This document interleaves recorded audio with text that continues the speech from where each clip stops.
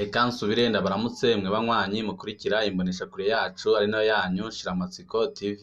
Imboneshakure imwe rudende dushikiriza inkuru n'ibiganiro utaronka ahandi. Burya abarundi ntibazi ikiguzi igisirikare c'u Burundi kimaze gutanga muri Somalia. Hari imyidogo iriko iravugwa mu gisoda c'u Burundi kubera ibyo leta iriko irabakorera abasoda baba bagiye kugarukana amahoro mu gihugu c'u Burundi. Ni byinshi twabateguriye muri no nkuru ndetse n'ibyo abasoda bariko baravuga muri kino gihe. Wewe usabwa nta kindi, niba utaravyonda kuri sabone akanika karyo keza ko gupyondaho kugira ngo uko dushikijeho amakuru n'ibiganiro bene nk'ibi ujye uba wa mbere mu gushikirwa nabyo. Generali Majoro Juvenal Niyoyunguruza ari icegera c'umukuru w'ingabo za Misoma yahitanywe n'igitero ca Al-Shabaab ku kibuga c'indege ca Mogadisho muri Nyakanga 2009. Be na General de Brigade Salomon Ndikumana ari icegera c'umukuru w'ingabo z'u Burundi muri Somalia yahitanywe n'isanganya ry'indege muri Ntwarante 2009. Ikiguzi Burundi bumaze gutanga muri Somalia kingana gute? Abasirikare ba mbere b'u Burundi bashitse Mogadisho muri Somalia muri Kigarama 2007 bari mu nteko za Afurika zigwanya umurwi Al-Shabaab, inteko zigize Amisoma. Uretse Burundi, ibindi bihugu byarungitse abasirikare muri Somalia ni Uganda, Kenya, Djibouti na Ethiopia. Igihe abasirikare b'u Burundi bagenda haradutse impari mu gihugu kubera barungitswe inama nshingamateka itabimenyeshejwe, kandi ibwirizwa shingiro ryategeka ko ingabo z'u Burundi zurungikwa hanze inama nshingamateka ibimenyeshejwe. Muri Somalia Uburundi bumaze kuhaburira abasirikare benshi, ariko impfu zabo zimera nk'ibanga ridasanzwe. Aho mu bindi bihugu umusirikare yapfiriye mu bikorwa yarungitswemo hanze atahukanwa mu iteka akakirwa n'umukuru w'igihugu ku kibuga c'indege, hakavugwa ijambo rikomeye, mbere akanambikwa ikidare naho ataba akiri muzima. Mu Burundi hoho siko bimeze. Iteka ry'umusirikare ntiriboneka, igihugu ntikizi kubahiriza no gushimira abaciguze. Mu Burundi hoho siko bimeze. Iteka ry'umusirikare ntiriboneka, igihugu ntikizi kubahiriza no gushimira abacigura. Gushika uyu munsi abarundi ntibazi igitigiri c'ingabo zose tumaze kuburira muri Somalia. Nk'ico ni ikintu gisanzwe twobaye tuzi twese, kandi hakaba n'imyanya bibukwa. Abarundi batangaye cane igihe tubuze izi ngabo zibiri zo mu rwego rwa generali. Watanguye kwitaba Imana yabaye General de Brigade Salomon Ndikumana. General Ndikumana yari yahoze arwana muri CNDD-FDD, yari yegereye cane Petero Nkurunziza ku rugamba. Bivugwa ko yoba yaranamubereye umucungera ubuzima, kandi ko yoba yaranamutabaye kenshi agira yicwe. Kumbure ni nabyo byatumye Salomon Ndikumana arungikwa mu ba mbere muri Somalia, akagenda anafise ikibanza c'iteka ry'icegera c'umukuru w'ingabo z'u Burundi muri Somalia. Amaze kugerayo Salomon Ndikumana yoba yarababajwe cane n'akarenganyo yohabona kajanye n'ingene abasirikare bibwa amafaranga yabo bagenewe. Kubera we yari aziranye na Perezida Nkurunziza, yoba yaragarutse mu Burundi kwibariza ibijanye n'ako karenganyo, aho yoba yaranagabishije ko bidahagaze azogumura abasirikare.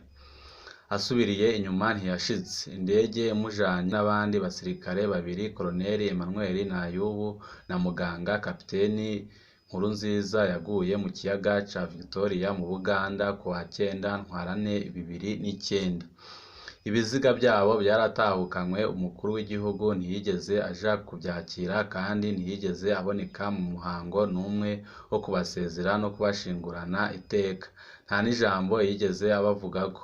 Inyuma y'amezi 6 gusa, General Majoro Juvenal Niyoyunguruza yari icegera c'umukuru w'ingabo zose za Amisoma, nawe yarahitanywe n'igitero cakozwe na Al-Shabaab ku kibuga c'indege ca Mogadisho kuwa 17 Nyakanga 2009. Ibyo byabaye mu gihe Juvenal Niyoyunguruza yari arangije ikiringo ciwe, ariko yitegurira gutaha. General Niyoyunguruza we yari yahoze mu gisirikare ca kera Exfab. Igihe nawe nyine atahukanywe, umukuru w'igihugu ntiyigeze aja kumwakira, ahubwo yabonetse uwo munsi kumbonesha kure, ariko aritambira mu isengero. Izo nyifato ziratangaje cyane mu gihe umukuru w'igihugu ari we arungika ingabo hanze. Yabaye uwa mbere yereka imiryango ko yitwararitse ubuzima bwabo arungika mu ntambara hanze y'u Burundi. Hari ikindi kibabaza cyane abaja muri ibyo bikorwa, ni ingene bibwa udufaranga baba babiriye icuya. Uretse amafaranga bakatwa ku ngufu icesi, hongerako ibyo kubahemba mu marundi kandi umushahara wabo uza mu madolari. Nabyo nyine bikaba babanje kubavunjira ku giciro gito cyane gikoreshwa muri BRB. Abasirikare baharuye basanga bahembwa inusu y'amafaranga bagenewe muri ibyo bikorwa. Ikindi kibabaza abasirikare ni ingene bagenda atadufaranga dukwiye bafise kandi bakanamara amezi menshi badahembwa, bigatuma bafata amadeni y'umurengera ku bantu babaka inyungu zidasiguritse, ibyo bita kumena amaso.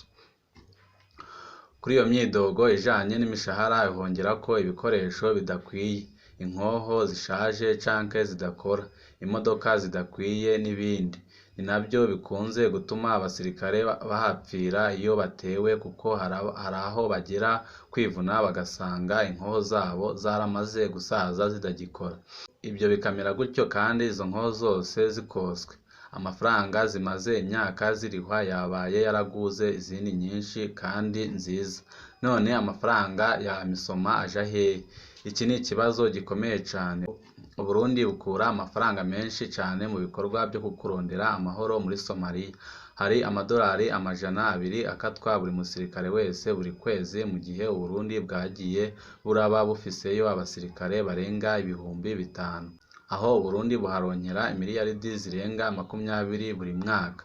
Hari kandi amafaranga akoswe ibikoresho byose by'igisirikare biri muri Somalia. Amakuru adusumira hari ibikoresho byaterewe Uburundi kugira bukwize ibisabwa. Bimwe muri ibyo byoba byaramaze igihe byitwa ko ari iby'umutegetsi tutavuze izina, maze amara imyaka yiha amafaranga bikozwe. Ico ni ikibazo gikwiye gukorwaho amatohoza ku buryo bukomeye. Amafaranga ava muri Amisoma yaramaze imyaka myinshi atandikwa mu mafaranga leta ikoresha, naho Arukomo yaguma isemerera umuntu akibaza iyo ayo mafaranga yajanywe.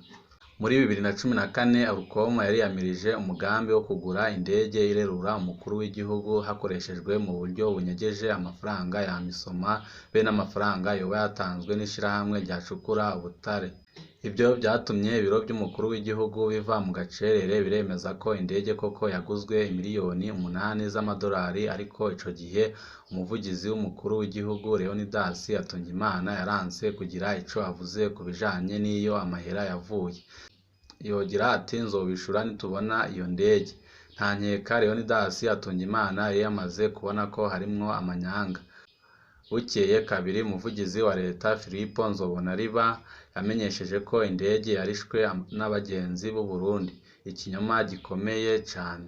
Turafise ibyemezo byerekana ingene wari umuyobozi mwishikira mu biro by'umukuru w'igihugu Generali Arengiyome Bunyoni yatanze amategeko yo gusohora amahera ajanye n'ibyo kugura iyo ndege. Amafaranga yakuwe kuri konte ijako amahera ya Amisoma. Bikenewe tuzobishira ahabona. Iyo ndege abarundi bararindiriye imyaka 2 yose ko bayibona. Kuwa 15 Kigarama 2016 indege yarabonetse ku kibuga c'indege iriho idarapo ry'u Burundi. Aho ishikiye amafoto yarafashwe, amatangazo y'abategetsi ariko uruhendo rwamaze umwanya urume rumara. Kugira isohoke igihugu muri 2017 harasohotse itangazo ry'inama shikiranganje rivuga ko mu ntumbero yo kugabanya amafaranga yo kubungabunga iyo ndege igiye kuza irakoteshwa hanze ku babishoboye. Indege iba iragiye ntiyasubiriye kugaruka. Perezida Ndayishimiye yirirwa aripakiza kandi byitwa ko Uburundi bwaguze indege irerura umukuru w'igihugu. Ku mbuga ngurukana bumenyi biroroshe kumenya indege yose aho igeze na bene.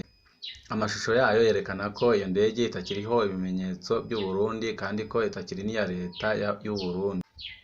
Aho niho tubonera ingene amafaranga abasirikare bacu babirira akuya, bakanatangira amaraso yibwa icese n'akarwi gatoya k'abategetsi bo hejuru. Abasirikare bagira kutubaha, bakagira kwamburwa utwabo n'utwo bibwe, ntihagire umenya iyo duherera. Ndabisubiremwo, harakwiriye gushirwaho umunsi mukuru w'abasirikare mu Burundi. Uwo munsi tukibuka ishirwaho ry'igisirikare c'abarundi bose. Uwo munsi tukibuka abasirikare bapfiriye igihugu. Harakenewe kandi umugirwa ukomeye w'icubahiro wo guhabwa ingabo ziguye mu mahanga bo no gusezera iteka rikomeye umusirikare wese apfiriye igihugu. Harakenewe kumenyekana ibitigiri n'amazina y'abasoda baguye muri Somalia, bikenewe bagakorerwa icibutso. Harakenewe kandi umuco kungene amafaranga ya misoma akoreshwa. Banywanyi bacu n'ayo makuru twari twabateguriye twagiraga ngo tubashikirize. Ico usabwa nta kindi, niba wifuza kuzajya ushikirwa n'amakuru n'ibiganiro ducisha kuri ino mboneshakure Imwe Rudende, dushikiriza inkuru n'ibiganiro utaronka ahandi, aka niko karyo keza ko gupyondaho kugira ngo ko dushijeho amakuru n'ibiganiro bene nk'ibi ujye uba uwa mbere mu gushikirwa navyo. Ibihe byiza nivyo ndabipfurije banywanyi bacu.